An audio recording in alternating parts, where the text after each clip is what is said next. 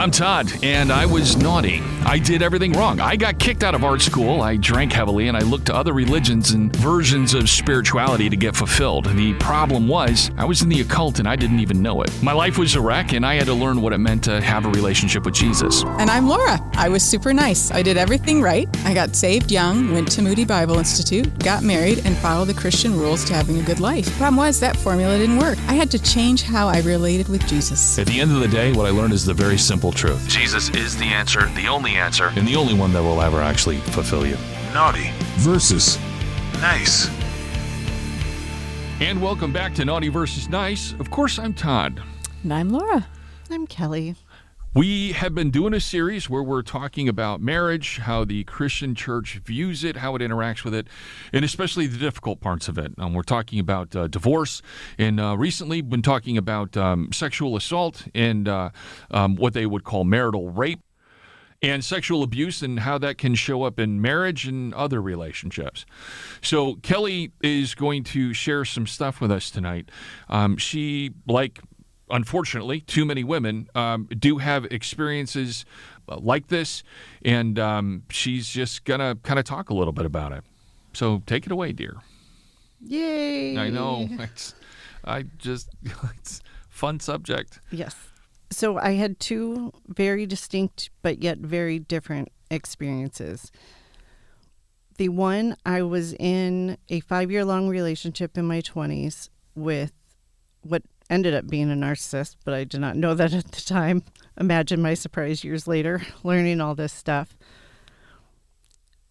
But learning about it and looking back and thinking about it, he had a way of pushing me sexually. It was never overt. It was just very, he did it in this very charming, likable way where it was very clear, he would want to do something, usually porn related. And I would be like, I don't think so. That doesn't really sound all that great. But through a joking manner and through conversations and stuff, it would just be these slow little nudges. And then I would find myself in this situation. And so over the 5 years, that happened quite a few different times. And so that was that story. The other experience I had was in my 20s, a year before I met Todd. I went out for a beer after work, and I ended up getting drugged. And the next memory I have was the sensation of chest hair rubbing on my back. And the man was inside of me, and he was choking me. So I went from blacked out to that's what came to. And I don't think that was necessarily his first time. I just kind of pushed away and got up and went to the bathroom and was really just trying to get a thought in my head to connect with another thought, and was all I could think was, I need to leave. And his house was locked from the inside with deadbolts that required keys. So I couldn't leave. I had to go back to get him to let me out. And he did. Thank God. It could have been even worse than what it was. But the reason I'm sharing those two experiences, we've been talking about divorce. We've been talking about different types of abuse in marriage and what it looks like, and that it's not always overt and it's not always physical, but it's just as serious. So I had those two experiences, and even though on the outside they are vastly different in how they came across, my reaction, the shame, the guilt of just knowing the experience happened, that's the same.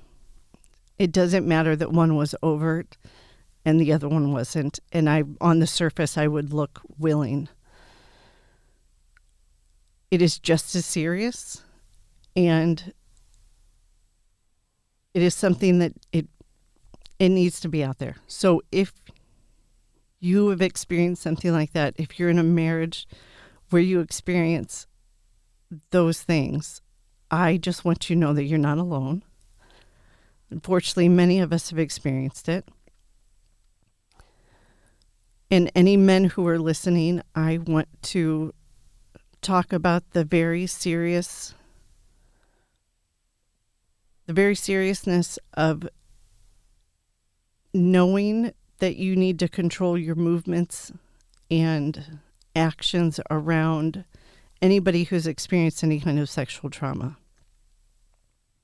I don't use that word lightly. My overt experience was just the one night. It was, in the chalk it up to things, it's probably, could have been a lot worse. That's your positivity. I know. I know. I can put it on anything. I was sexually assaulted, but, could have been worse. Yeah. Oh. Sorry. But that's something that happened 20 years ago. And Todd will know to this day, because that first sensation was the chest hair rubbing on my back. It's the first thing like my conscious mind was able to grasp what was happening. Sometimes, Todd will roll over in his sleep and put his arm around me, and I'll feel his chest hair hit my back. And for 1 second, it's terror. I'm right back there. And every cell in my body is afraid. And it's 1 second. And then my mind catches up and it's like, no, it's just Todd. It's 20 years, this isn't it. But there are many people who experience much more than one night. And I guess I just want to go into, Todd, what you have to be aware that sometimes my body will react for a second. And that's from one night, as I keep saying. But what are some other things to be aware of as a man if you end up, you're in a marriage or a relationship with a woman who has maybe childhood abuse or sexual abuse from a prior relationship?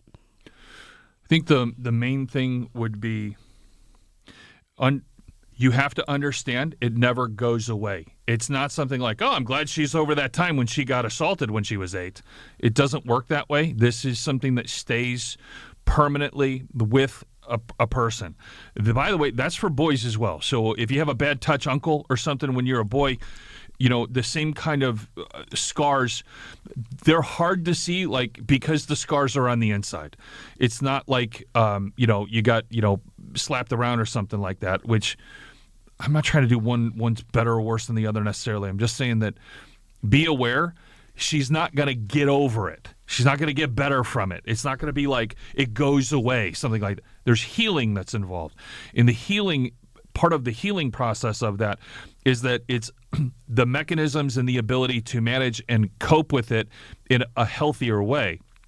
But it's not like it ever just will be gone one day.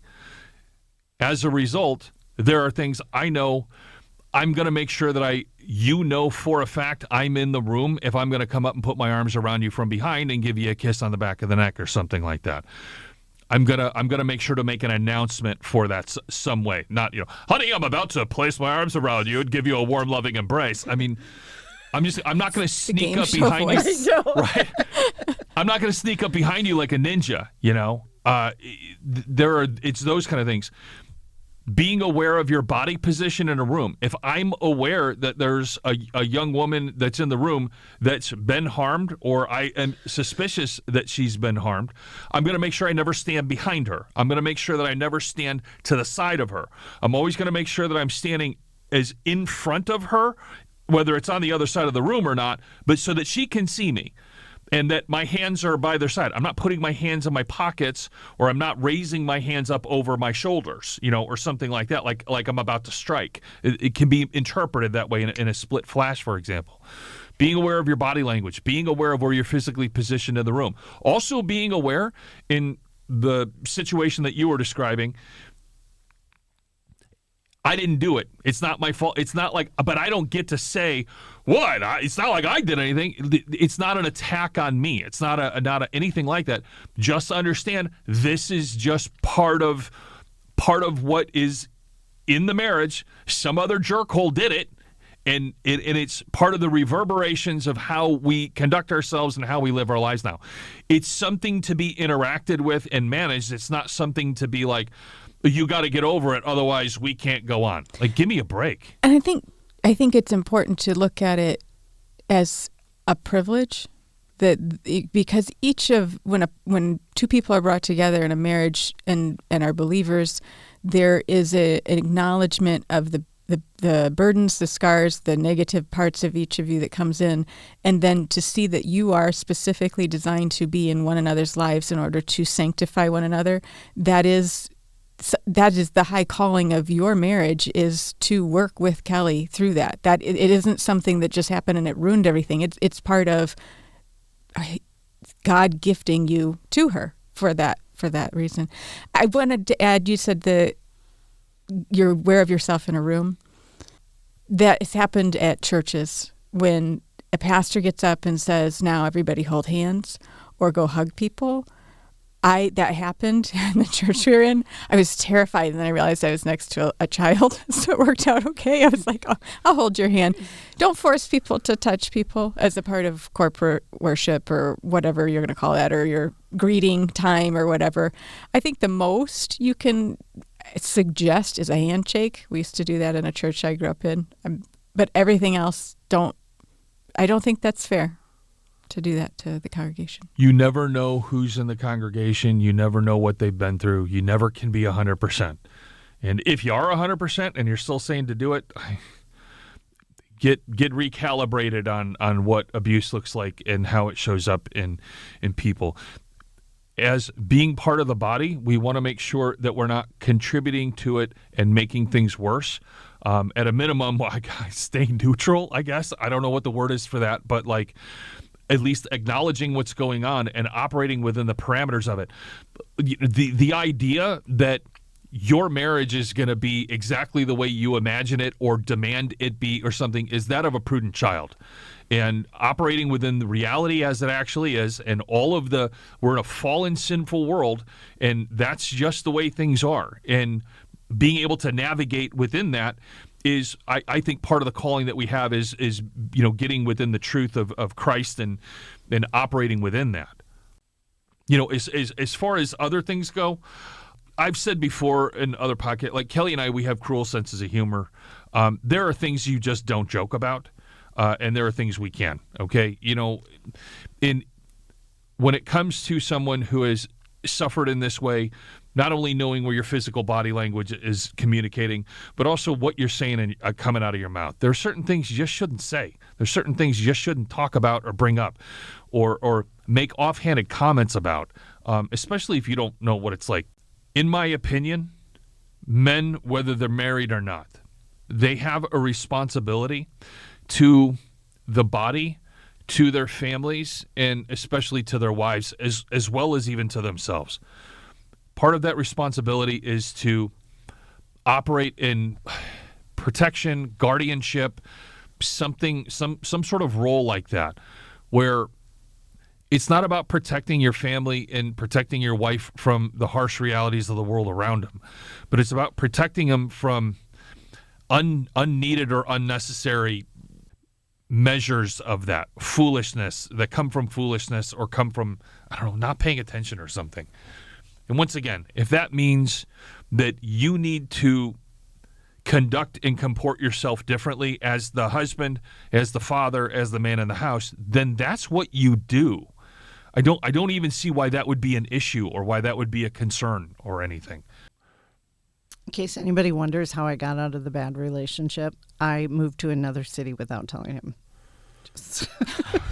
There you go, I guess, yeah. So when you had the idea to pack up and move and leave the country, who were you getting away from then? Was it an in-law? Or? That was just the whole city of Minneapolis. This is how... So I was in that relationship, and I've told you guys before, like, there were parts where I was like, I knew, like, he would get me to do things that was like, this is not me. My reactions to things were like, this isn't who you are. Like, what is happening here? One time I broke up with him and he told me no. Sorry. I know. Like, but And I had gone back to school and I was getting my psych degree, and I was taking, what was it? It was personality disorders. Like, that was the class. It was all about personality disorders. And he asked me, do you see me in some of these? And I was like, yeah, I do. And he was like, yeah, I thought so. Was that a red flag to leave? No. No, it was like another year before I left. It's your positivity. But yes, sometimes it takes a lot for us to see this stuff. So if you're in a psychology class and it's reminding you of your boyfriend as you learn about borderline personality disorder, take that as a message from God. Yeah, that is a red flag, ladies and gentlemen. Oh, well, I guess since we're laughing, I dated an abusive woman for a while, for a short time. But I didn't it wasn't you, just in case you were wondering. I was pretty sure, but thanks for clarifying. Right, I don't know. I misread the look you had on your face. I was just thinking, we're like a ragtag group here. Right. Here was the weird part about it, though. Okay, I have very severe ADHD that went undiagnosed for a very long time. If you would have asked me 10, 15, 20 years ago, I'd be like, it doesn't exist. It just doesn't exist. That's nonsense. That's weak people, something like that. But it turns out, I get it actually protected me a little bit, because I apparently was being abused, now that I look back on it, and I literally had no idea that it was happening, and I don't think I cared. Like, I didn't interact with it in a way. I just distinctly remember, like, as we've gone over all these things, the idea of pressuring with obligation, or the idea of trying to elicit some sort of shame response or something. And I just distinctly remember not feeling anything like that. I don't know. I don't know. You cut all that out. I think just over, talking about this subject right now. And I'm just like, yeah, I was in an abusive relationship, and I didn't care at all. Like, I don't know. She kept trying to abuse me. I was like, what's wrong with her? Are we going or not? Okay, so where's the line between an unhealthy relationship and an abusive relationship? I think that you need to be careful giving that line, because if you establish a line and it doesn't quite match up, especially in a victim's eyes, they cannot be convinced their situation is that bad. I learned the hard way when I would meet with women. I would start out with my whole story, and I would hit on every aspect that I could, spiritual, physical, sexual, everything. And then they would start crying. That's how I knew they were going through it. And then, but by the end, they would do what I do, which is think that the other person's story is worse. And then they'll say, well, that was abuse, but not mine. It's just this weird thing that you do. So I think you want to be careful saying, well, if it looks like this, for sure this is this and this is not, because I think it's going to wear itself a little differently on each person. But I think you can go back to how that person feels. If you feel shame, if you feel uncomfortable, if you feel pressure, if you feel your only purpose for existing is for sexual abuse, sexual interaction, I think that is something you listen to. If you're on the healthy side of things, I think it's extraordinarily difficult to imagine what the unhealthy looks like. You don't have a frame of reference for it. It's difficult to see. And I think that if you're on the other side of that line and you're in the unhealthy, it's almost impossible to imagine what a healthy relationship looks like, because what you're in is just how it is. And so I think, like you say, I don't want to try to give some kind of definition to it. It's more, how are you showing? Do you ever feel safe? Is the only safe place you have when you're in your car and you're driving to the drugstore or whatever? Is that the only time you ever feel safe? Is the only time that you ever feel a sense of self-worth when you're not around that person and you haven't thought of them for 30 minutes and you actually don't feel bad about yourself? Out of the last 30 times an apology has happened in the household, have you been the one to have said it? Have they ever said, not I'm sorry you feel that way, that doesn't count. Like, they're actually sorry and acknowledging the wrongdoing that occurred. Are you allowed to say, no, I think you're wrong? Are you allowed to say no? are you allowed to say you're wrong? Or both together? There are a number of different things. So, like, you were saying, Laura, there's no line. On one side, you're definitely, and on the other side, you're definitely not. There's a fuzzy gray area that happens. But if you're being physically abused, if your spouse is physically throwing objects, if a woman is throwing objects at you, you're in an abusive relationship. If he's hitting the wall or slamming, not like he's frustrated, had a hard day, he's like, this cupboard now, and slams it or whatever. Not like that. He's doing it in order at you. He's doing it as a response to you. It's about you. That's why the slamming is happening. That's why the walls are being punched. You're in an abusive relationship. The line of he hasn't done anything yet, which unfortunately too many pastors and too many leadership in our churches have that as the line today, that's wrong. It's wrong. It's not correct. Well, in my situation, that's what it would look like. Well, he hasn't done anything yet because there was no physical abuse. He didn't call me names. He wasn't verbally abusive. He was very charming and likable. Everybody liked him. Everybody. But what was happening behind closed doors was shameful. And there was always an obligation or a guilt in wanting to please him to make sure that he got what he wanted. There is a compromising of self. Yes. One of the things that happens within people that are victims of abuse is that I had talked about in a past episode at one point, it is the chipping away of the person. It's, yes, the abuser does chip away at their victim, but the victim also does it to themselves too. Like you were saying, Kelly, the idea that you wanted to make sure he was happy too. We do it. It's just part of how we are. I'm not blaming anybody for anything. It's part of how we show up as human beings. We will do it to ourselves also. So that's one of the other ways that you're going to know. Am I in an abusive situation? Are you compromising yourself? Are you the person you were when you started out 5 years ago? Have you completely changed? And not for the better. Yeah. Are you more lost now than ever? Are you further in the shadows? That kind of, I don't mean like you're not an introvert. You were put there. That kind of thing. Any final thoughts? All right. Men and women, respect boundaries. Pay attention if you have fear, guilt, obligation, shame. Educate yourself. Listen. And don't invalidate somebody when they come to you with feeling these things. If something's going on in your life and it's not right, and your marriage, your relationship, it can be just a boyfriend-girlfriend situation, but also within a marriage as well, there is help. There is a national domestic violence hotline. You can call them at 1-800-799-7233. That's 1-800-799-7233. And if you want to reach out to either Laura or Kelly or myself, you can do so on the internet. You can reach us at naughtyversusnice@gmail.com. That's naughtyversus nice@gmail.com.